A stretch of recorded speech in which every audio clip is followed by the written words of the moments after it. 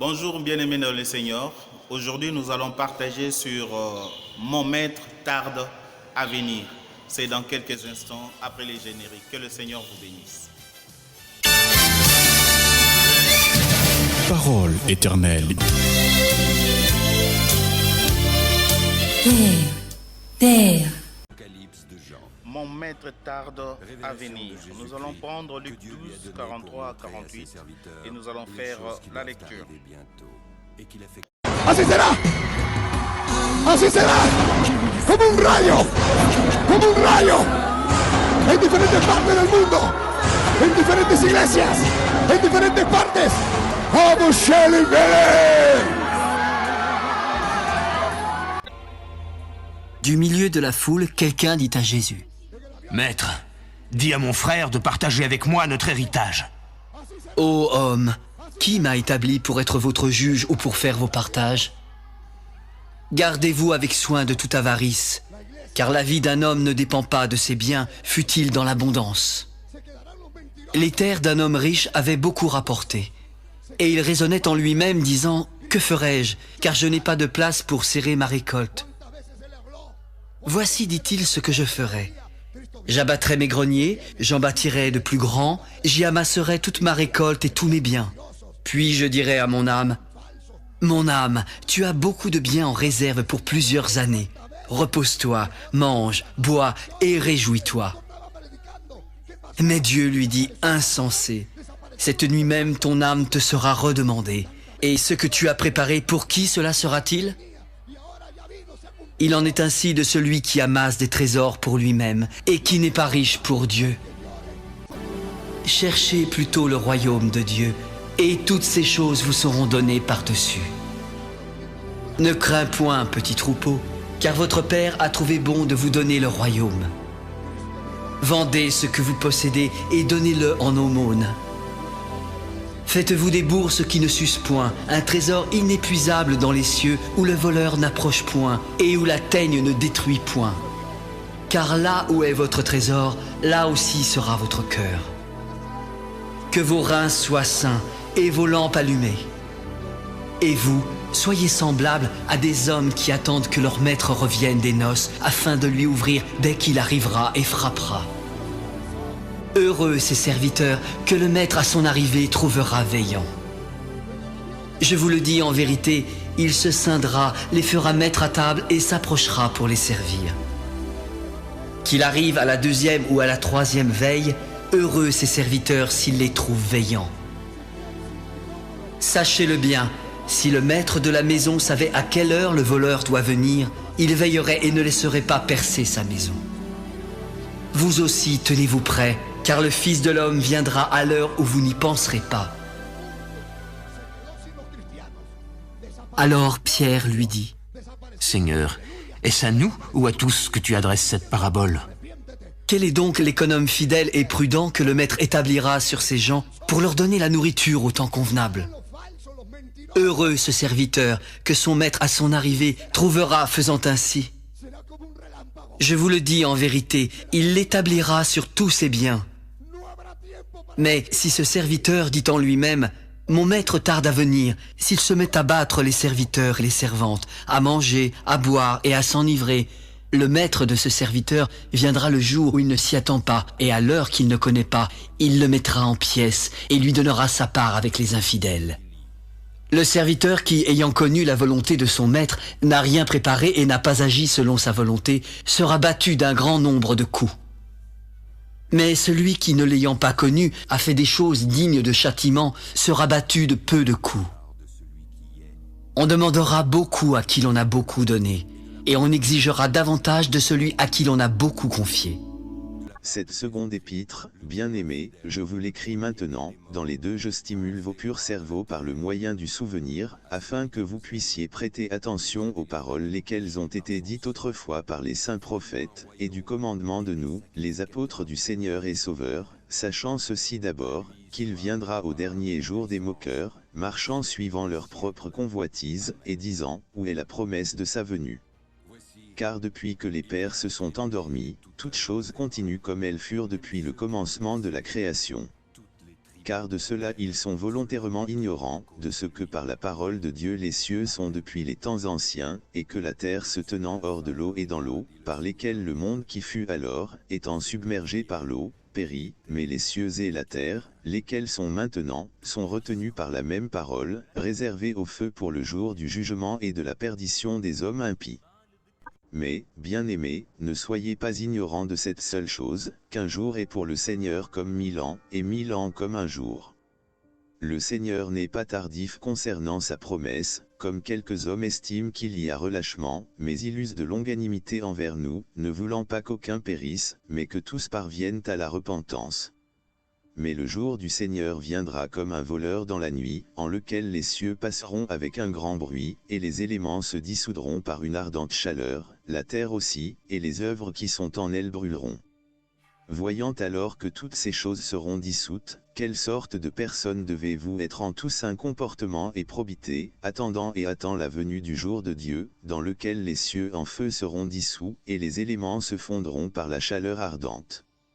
Néanmoins, nous, selon sa promesse, attendons de nouveaux cieux et une nouvelle terre, dans lesquels demeure la droiture. Matthieu, chapitre 25. Alors le royaume des cieux sera semblable à 10 vierges qui, ayant pris leurs lampes, allèrent à la rencontre de l'époux. 5 d'entre elles étaient folles, et 5 sages. Les folles, en prenant leurs lampes, ne prirent point d'huile avec elles, mais les sages prirent avec leurs lampes de l'huile dans des vases. Comme l'époux tardait, toutes s'assoupirent et s'endormirent. Au milieu de la nuit, on cria « Voici l'époux, allez à sa rencontre !» Alors toutes ces vierges se réveillèrent et préparèrent leurs lampes. Les folles dirent aux sages « Donnez-nous de votre huile, car nos lampes s'éteignent. » Les sages répondirent « Non, il n'y en aurait pas assez pour nous et pour vous. Allez plutôt chez ceux qui en vendent et achetez-en pour vous. » Pendant qu'elles allaient en acheter, l'époux arriva. Celles qui étaient prêtes entrèrent avec lui dans la salle des noces, et la porte fut fermée. Plus tard, les autres vierges vinrent et dirent « Seigneur, Seigneur, ouvre-nous » Mais il répondit « Je vous le dis en vérité, je ne vous connais pas. Veillez donc puisque vous ne savez ni le jour, ni l'heure. » Il en sera comme d'un homme qui, partant pour un voyage, appela ses serviteurs et leur remit ses biens. Il donna 5 talents à l'un, 2 à l'autre, et 1 au 3e, à chacun selon sa capacité, et il partit. Aussitôt celui qui avait reçu les 5 talents s'en alla, les fit valoir, et il gagna 5 autres talents. De même, celui qui avait reçu les 2 talents en gagna 2 autres. Celui qui n'en avait reçu qu'un alla faire un creux dans la terre et cacha l'argent de son maître. Longtemps après, le maître de ses serviteurs revint, et il leur fit rendre compte. Celui qui avait reçu les 5 talents s'approcha en apportant 5 autres talents, et il dit « Seigneur, tu m'as remis 5 talents, voici, j'en ai gagné 5 autres. » Son maître lui dit « C'est bien, bon et fidèle serviteur. Tu as été fidèle en peu de choses, je te confierai beaucoup. Entre dans la joie de ton maître. » Celui qui avait reçu les 2 talents s'approcha aussi, et il dit « Seigneur, tu m'as remis 2 talents, voici, j'en ai gagné 2 autres. » Son maître lui dit « C'est bien, bon et fidèle serviteur. Tu as été fidèle en peu de choses, je te confierai beaucoup. Entre dans la joie de ton maître. » Celui qui n'avait reçu qu'un talent s'approcha ensuite et il dit « Seigneur, je savais que tu es un homme dur et qui moissonne où tu n'as pas semé et qui amasse où tu n'as pas vanné.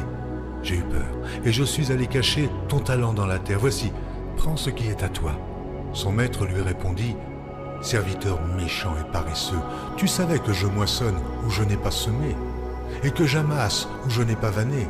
Il te fallait donc remettre mon argent au banquier, et à mon retour, j'aurais retiré ce qui est à moi avec un intérêt. Ôtez-lui donc le talent, et donnez-le à celui qui a les 10 talents, car on donnera à celui qui a, et il sera dans l'abondance, mais à celui qui n'a pas, on ôtera même ce qu'il a. Et le serviteur inutile, jetez-le dans les ténèbres du dehors, où il y aura des pleurs et des grincements de dents. Lorsque le Fils de l'homme viendra dans sa gloire, avec tous les anges, il s'assiera sur le trône de sa gloire. N'abandonnez donc pas votre assurance à laquelle est attachée une grande rémunération. Car vous avez besoin de persévérance, afin qu'après avoir accompli la volonté de Dieu, vous obteniez ce qui vous est promis. Encore un temps, un peu de temps, celui qui doit venir viendra, et il ne tardera pas. Et le juste vivra par la foi. Fortifiez donc vos mains languissantes et vos genoux affaiblis, et suivez avec vos pieds des voies droites, afin que ce qui est boiteux ne dévie pas, mais plutôt se raffermisse. Recherchez la paix avec tous, et la sanctification, sans laquelle personne ne verra le Seigneur. Veillez à ce que nul ne se prive de la grâce de Dieu, à ce qu'aucune racine d'amertume, poussant les rejetons, ne produise du trouble, et que plusieurs n'en soient infectés. À ce qu'il n'y ait ni impudique, ni profane, comme Ésaü, qui pour un mai vendit son droit d'aînesse. Vous savez que plus tard, voulant obtenir la bénédiction, il fut rejeté, quoiqu'il la sollicitât avec larmes, car son repentir ne put avoir aucun effet. Je dis donc, marchez selon l'esprit, et vous n'accomplirez pas les désirs de la chair, car la chair a des désirs contraires à ceux de l'esprit, et l'esprit en a de contraires à ceux de la chair.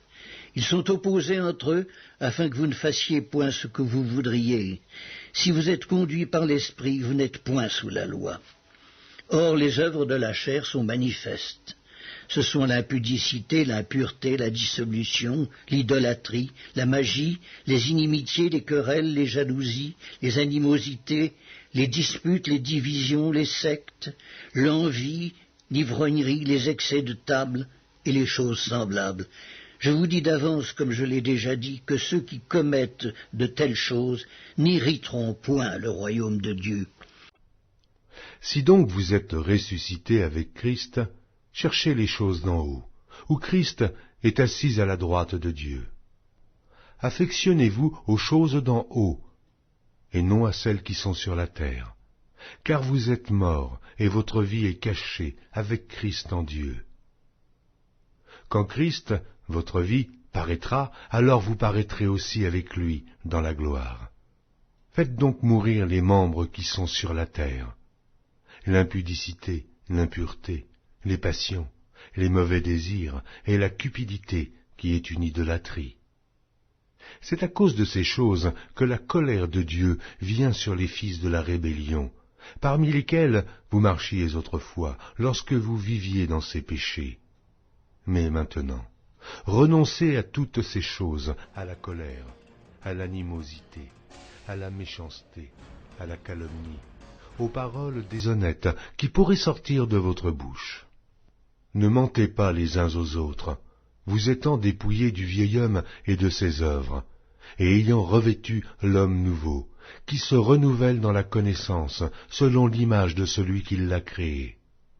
Il n'y a ici ni grec, ni juif, ni circoncis, ni incirconcis, ni barbare, ni chite, ni esclave, ni libre, mais Christ est tout et en tous.